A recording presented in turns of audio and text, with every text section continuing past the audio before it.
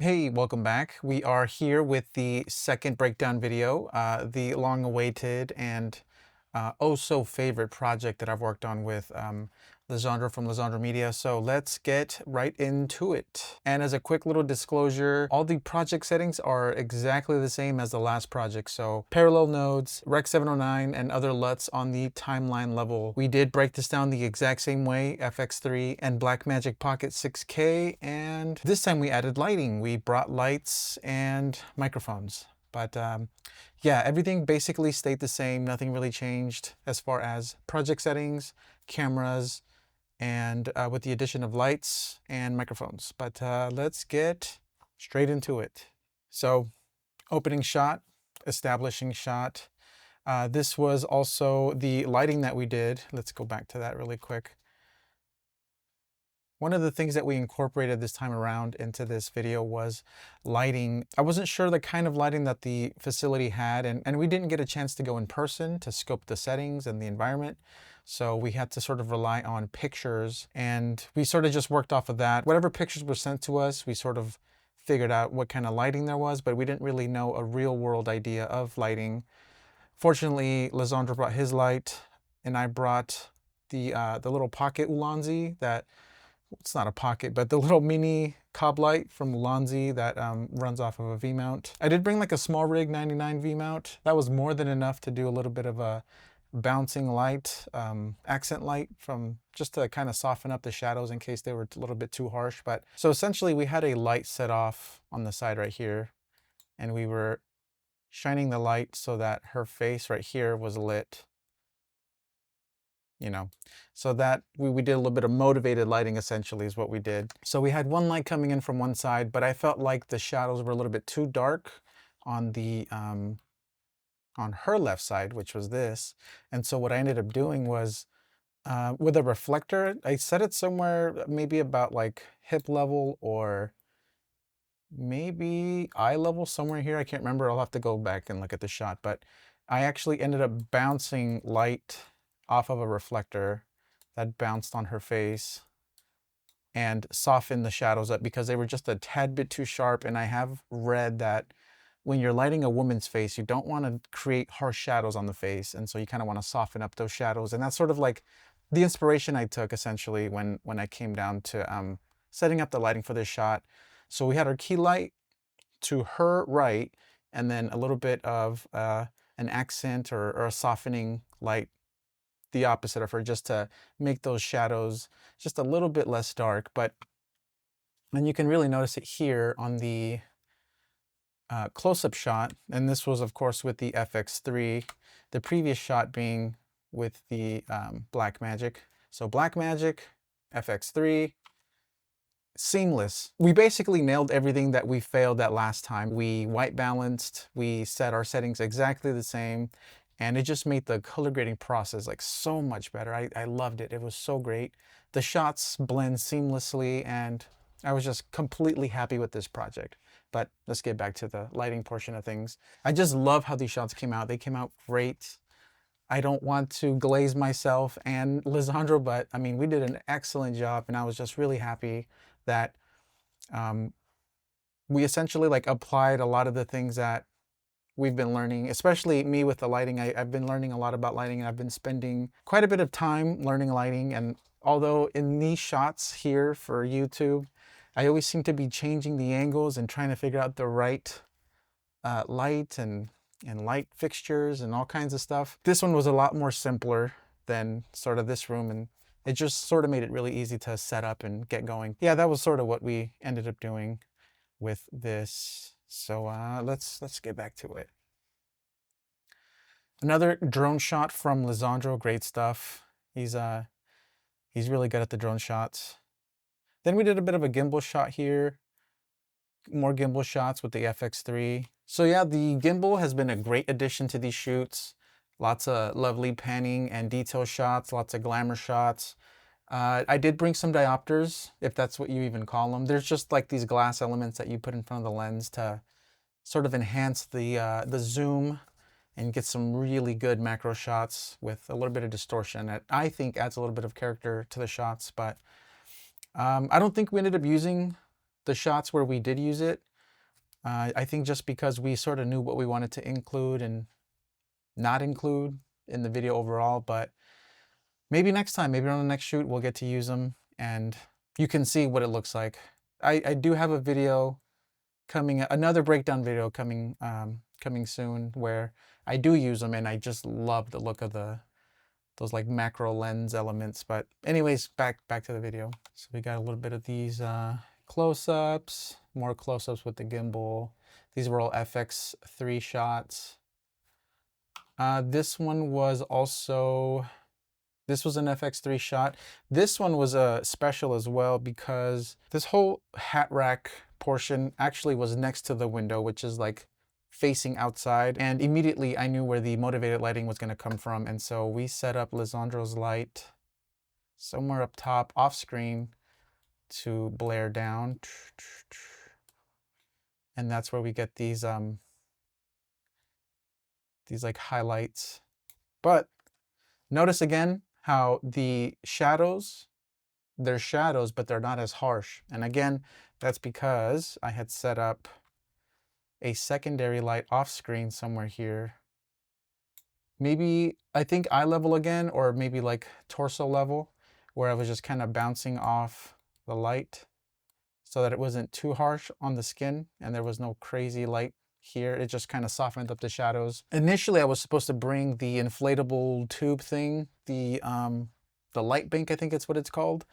But I actually ended up bringing something completely unrelated. I grabbed the wrong bag and unfortunately I didn't get to use it, but I did bring a reflector. And that's sort of what I ended up using in the end to sort of bounce light, soften it, and create like a nice soft shadow. Let's continue. This was the FX3. It's a little bit punchier. I like how the colors look. I like how much darker it is. Here we did the same thing, although I think for this one, the key light was somewhere off screen, but I think I still made sure to add the secondary light somewhere like at the foot level, and I bounced light off to soften the shadows on this side. But I think initially it was really rough. Yeah, I just wanted to make it look really good, but anyways. Did a cool little zoom in. That was also just a big light that we blasted. And then here, you actually can kind of see it here, and I can go ahead and show you, but the key light, as you can see, you could see the cable running through here. And it was set up somewhere here off screen. And I can actually show you the horizontal version of the ad so you can see what I'm talking about. This was like the best lighting that I've ever helped with, and I loved how it came out overall. And then we ended off with a cool aerial shot, a nice drone shot with the drone. That's very redundant. You can actually, if you look close enough, you can see that Lisandra and I were parked over here. Well, you probably won't even know that, but white truck, silver car. We were out here, and I jokingly said that people were going to be able to see us when the video ended, but of course you can't see anything. And we end the shot like that. And that was it. Okay, so let's actually switch over to the horizontal timeline.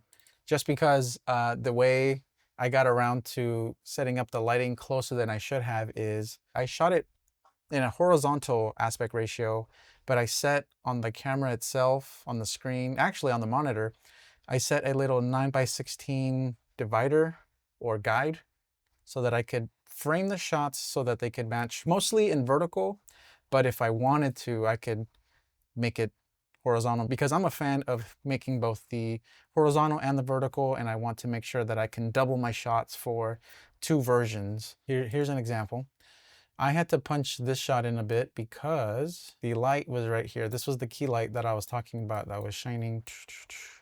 And off to the side here, I had another light bouncing this way, which is why you see these shadows against the boot. I'm working with 6K footage, so cropping or zooming in wasn't going to really take a hit to the video. And again, this was going to go on social media, so you know, even less of a reason to notice anything like that. So here's an example where my light died towards the end, which sort of made the shot unusable. And even then, by then, the first take already had all the audio that we needed. So we didn't really need to use any of the audio from this or the footage. But here's an example of the light, what her face looked like when both lights were going. The key light plus my additional light to soften the shadows. At some point when she was talking, that light died. Oh, see the big difference? I guess one could be more moodier than the other, but so glad I got that light in there. It's all about learning and applying what you learned and putting it to practice. You gotta practice, practice, practice. So after zooming in or zooming out of these shots, I noticed that you can't see the light stands here, but again, same thing applies. The window was to her left and the light was coming in, and we did a little bit of motivated light on there with a secondary light, bouncing light to soften the shadows. With the example of the mother, you don't want the super harsh dark shadows on the face, especially for women. Here again, like I was mentioning, which I don't know if it caught or not, the horizontal version of the video actually left in the light stand. I actually didn't even realize it was a light stand, but that's the light stand leg. And then here, the lighting that you see here coming off of the jeans, that was off of a light fixture, the little Ulanzi one that was bouncing off of a reflector. Oh, reflector, that's the word. And then creating that cool shadow just to add a little bit of fill light. Fill light, that's what I was trying to remember also. It's not accent lighting, it's a fill light. That's exactly what that was. So yeah, nothing special there. This one again was mostly just like a harsh key light. Nothing crazy there. Oh, actually, actually here. Okay, so you don't zoom it here, but here's another example of, this was the reflector and you can't see it. And I didn't notice it on the horizontal version of the ad, but I had a light bouncing and it was creating the lighting you see on her hands and on her hips. I was really proud of this, really proud. Fortunately, I didn't catch that. Didn't catch the freaking light here, or the freaking reflector here, but whatever. It is what it is. And then at the last shot, this one definitely had to get cropped in, because if you punch out, you see what I'm talking about. So instantly here, we got the Amaran 300C. So again, like I said, there was a window here that we wanted to motivate. And so we shot the key light here, or we set the key light here. Oh, you could zoom in?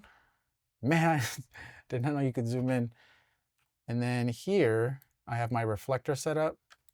And you can see right here, it's the little Ulanzi. And it's bouncing light to soften up. Soften up, soften up. Boom, boom, boom. So it's a cool little combo, neat little combo. Overall, lovely, lovely shoot. Wonderful people. They fed us at the end. So that was pretty cool too. We had some really good chicken and quesadillas. Oh, it's good. Good, good, good. It took 4 hours, but those 4 hours flew by quick. It was kind of cool to not only be like a camera person, but also step aside from like camera duties to make sure like that the lighting was correct, that the mics were miking, and that the color was good between both cameras, and the lighting was constantly being adjusted and fixed and moved, and making sure that everything that was being shot was shot very well lit. A few times Lisandro was actually forgetting to record, and I was on top of that by telling him, hey, you forgot to hit record. And it was kind of funny, but it was fun. Would I do this again? Yes, definitely. I don't even care if I don't touch a camera on the next shoot. Like, I am cool with just doing the background stuff. Like, that was fun in itself. It was tricky. It made me think on my feet, and I thought, okay, well, where can we put the lighting? Where can we adjust it? Where can we motivate? And it was cool. It was cool to learn and to work on like a different aspect of like video creation. And yeah, I didn't get Lisandro. I don't know if Lisandro had anything extra to say. Maybe he could make a separate video, or maybe he could just comment on the video. But that's sort of my 2 cents on like my side of the project of working on this. Overall, it was fun. The color grading came out beautiful. It was fun to work on the behind the scenes essentially. And the product came out amazing. It actually did really well. It got up to, I believe, like 10,000 plays. Like that's the most I've ever seen. So, hey, post-production, Paulino here, breaking continuity. Just because I forgot to mention that this time around, we also delivered one video in the end instead of two separate ones as to avoid confusion. So that was pretty nice that we sort of sat down and worked on the video for maybe an extra 3 to 4 hours after the 4-hour shoot. So it was probably a total of like 8 hours put together, editing one file, one project, and it was a success. So yeah, forgot to mention that, sorry. To see a video go from like my average 20 to 30 plays to, you know, the 500 that I got out of the Hernandez detailing to then just instantly going to 10,000, like that was just like mind blowing. I was so happy, and I don't know, I was ecstatic. This like gave me like a whole new level of excitement to want to work with like more video projects in the future. And it essentially, it made me want to work on something else, which I don't know if it came before or after, but the short film motion, I think, came after this because I was like so into it. I was like, man, that was great. Let's keep making stuff. So, and I will be doing a breakdown video on that as well. That might be coming up next unless I find a couple more things to shoot, more video projects, more projects on the way.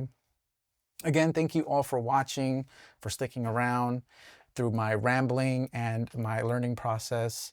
Again, if you have any tips, tricks, or if you learn anything from me or anything else, feel free to comment below. But that concludes today's breakdown. Thank you for watching, and I'll catch you again next time.